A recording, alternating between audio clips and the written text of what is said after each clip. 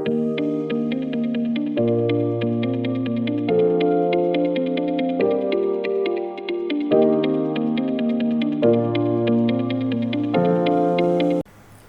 अब फ्रेंड्स हम सीखने जा रहे हैं आपका प्रोबेबिलिटीज के को आपका स्टैटिक्स में कंटिन्यू करने जा रहे हैं। तो प्रोबेबिलिटीज क्या होती हैं?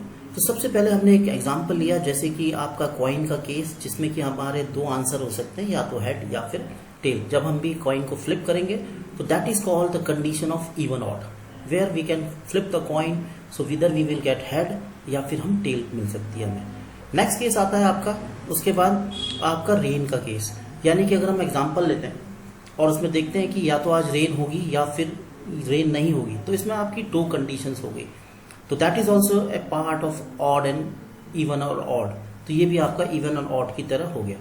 अब हम आगे चलते हैं, लेकिन जब रियल लाइफ सिनेरियो की बात करते हैं, तो जब भी हम रेन की बात करते हैं तो दैट विल बी टेकन कि आज क्या चांसेस है, कितने परसेंट चांसेस है कि रेन होगी कि नहीं होगी। तो लेट्स से अ केस कि हम कहते हैं कि हमारी जो रेन के चांसेस हैं वो कितने हैं आपके 7%। इट मीन्स कि आज जो नो रेन के चांसेस हैं वो कितने हैं 93%। अभी इसको हम दूसरी तरीके से भी देख सकते हैं, like we will say like कि आज रेन के जो चांसेस है वो हैं आपके 30%, so then no rain chances will be 30%, then your no rain chances will be 70%। तो ये इस तरीके से आपकी प्रोबेबिलिटीज काम करती है। तो ये जो केस हुआ है हमारे इवन ऑड के, वो हम कहाँ कहाँ यूज कर सकते हैं आपके, जैसे कि कॉइन फ्लिप में, रोलिंग ए डाइस में, डाइस में 6 साइड होती है, तो रोलिंग ए डाइस में, पिक कार्ड में, रैफल्स में, यानी कि किसी लॉटरी सिस्टम में, इन सब चीजों में हम क्या कर सकते हैं, आपका इवन ऑड कंडीशन को यूज कर सकते हैं। अब दूसरा होता है आपका वेटेड ऑड। वेटेड ऑड हमारा ज्यादा रियल लाइफ सिनेरियो या रियल लाइफ कंडीशन से मैच करता है, जिसमें हम weather, science and medicine, sports, business, इनमें इनको यूज करते हैं।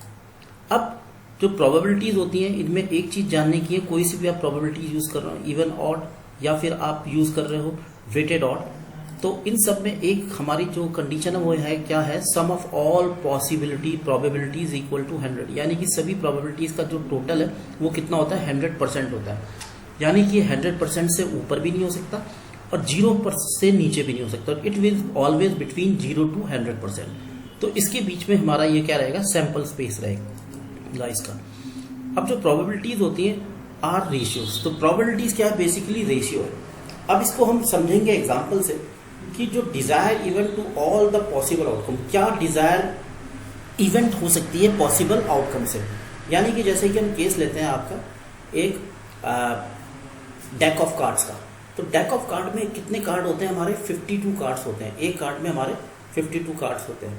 अगर हम इन डेक ऑफ कार्ड्स में से क्वीन निकालना चाहते हैं तो नंबर ऑफ क्वीन कितनी होती है, इसमें आपकी 4 क्वींस होती हैं। तो अगर हम इन 4 क्वींस को निकालना चाहते हैं डेक ऑफ कार्ड में से, तो हम इसको एक रेशियो की फॉर्म में निकालेंगे, यानी कि desire even drawn 1 of 4 queen. तो उन 4 में से एक ही क्वीन निकलेगी, तो कितने हो गए हमारे आउटकम, कितने हो सकते हैं, 4 हो सकते हैं। पॉसिबल आउटकम कितने हो सकते हैं, 52 से हम डिवाइड कर देंगे। तो इस तरीके से हम प्रोबेबिलिटीज को निकाल सकते हैं। लेकिन अब रियल लाइफ सिनेरियो में जब हमें प्रोबेबिलिटीज निकालनी होती है तो हमें कुछ अलग अलग तरीकों का भी यूज करना पड़ता है। जैसे कि हम बात करते हैं आपका नेक्स्ट, जैसे कि हम रैंकिंग सिस्टम से निकालना चाहते हैं, तो उस केस में हम क्या करेंगे, आपका परम्यूटेशन का यूज करेंगे। तो परम्यूटेशंस क्या होता है, basically permutations are based is interest in order of things, यानी कि हम कभी किसी चीजों को एक ऑर्डर में लगाना चाहते हैं।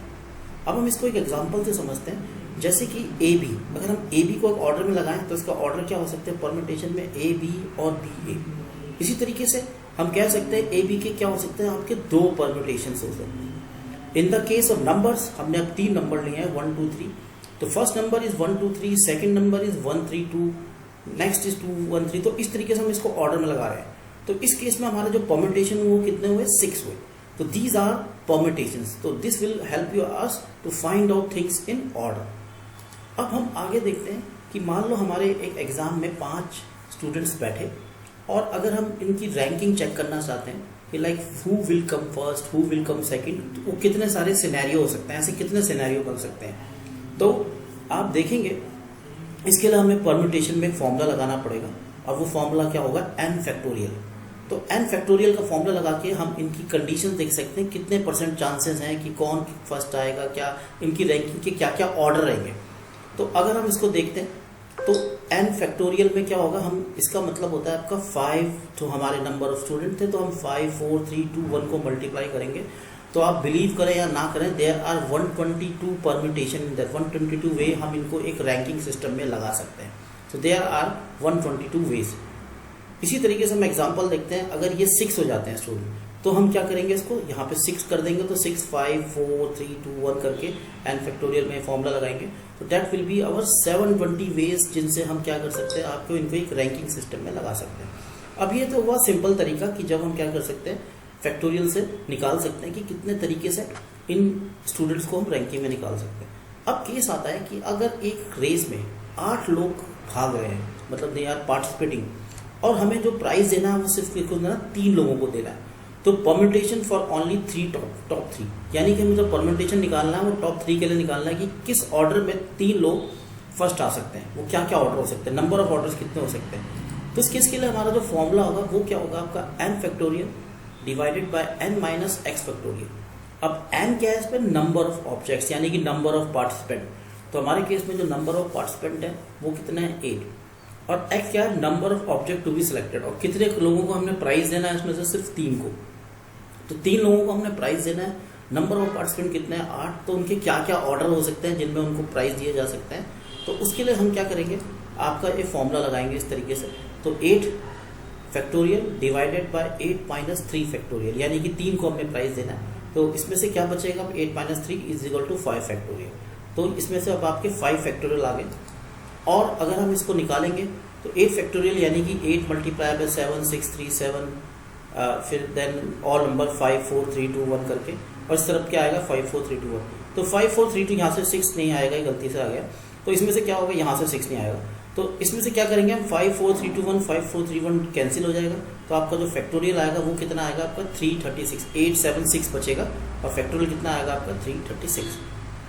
तो इस तरीके से हम क्या निकाल सकते हैं, आपका परम्यूटेशन। तो परम्यूटेशन आपका एक इम्पॉर्टेंट कॉन्सेप्ट है, जहाँ पर हमें रैंकिंग निकालनी हो, लोगों को एक ऑर्डर में लिस्ट करना हो, तो उस केस में हम क्या कर सकते हैं, इसको यूज कर सकते हैं।